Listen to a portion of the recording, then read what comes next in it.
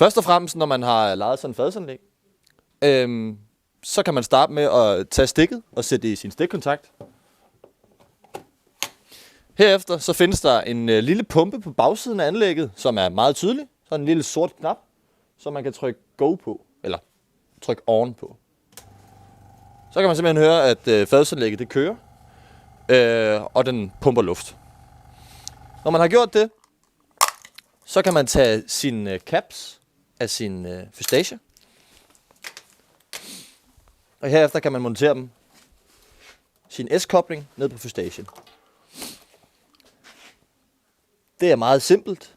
Man drejer sig hakkerne, så den lige falder ned på plads. Så kan man spænde til. Let. Tryk den ned. Sådan der. Så kan vi se, at der kommer øl i slangen. Og det er jo godt. Så gør vi lige med den anden.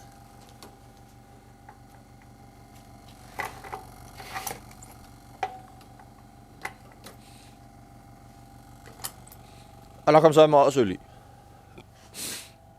Når man har sat det til, så vil jeg altid foreslå, hvis man har en lille smule kapacitet på det, at man skruer køleren helt op. Fordi så er man altså sikker på, at du får noget øl, som har den rigtige temperatur. Og som er kold nok, da det er vigtigt. Herefter, når man har gjort de steps, jeg lige har gjort, så skal fadelsanlægget stå i minimum en halv time, 45 minutter, for at køleelementet kan nå at følge med, og at anlægget kan nå at bygge nok tryk op til at pumpe det ud af hanerne. Ja. Nu har vores anlæg stået i omkring 45 minutter, og øllen er dejlig kold og klar til at blive tappet. Normalt så kan det godt være, at der er lidt vand efter rensning i slangerne. Det kan man med fordel lige lukke ud i en spand eller lignende. Det har jeg lige gjort. Her på siden, der er der en regulator, som regulerer, hvor hurtigt øllet løber ud. Den kan man stille på. Jo længere op, jo langsommere løber det. Jo længere ned, jo hurtigere løber det. Som udgangspunkt, så jo koldere øllet er, jo mindre skummer det. Og jo langsommere det løber, jo mindre skummer det. Så vi kan lige prøve at skænke en øl her. Se, helt lige så stille, fint roligt tempo.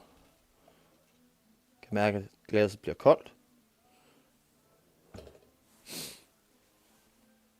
Og det er jo en fin øl. Så jeg håber, det fungerer for jer. Hvis det ikke fungerer, så kan I se lidt videre ind i videoen, og så vil der komme en lille tutorial om, hvordan man kan løse eventuelle problemer. Velbekomme og god fornøjelse. Hej igen. Hvis det er, at man oplever problemer, så er der nogle forskellige ting, man kan gøre selv, som er relativt nemme at gå til, som 99% af gangene er problemet. Det første problem, man tit kan have, det er, at den simpelthen ikke har stået længe nok. Så husk nu, have den stående rigtig længe, og stå og blive kold, og få skruet op på køleren, og husk at tænde for pumpen. Nummer 2 er, som I kan se på slangerne, så er det sådan en hurtig klikkobling.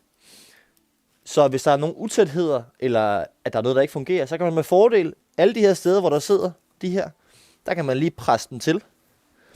Og det gælder alle steder. Både hernede og bagpå, hvor der også sidder 3-4 stykker. Det er fuldstændig samme princip som foran, så det er lige til. Klik slangerne godt sammen, sådan så vi ikke har nogen løse forbindelser, eller noget, der siver ud eller lignende.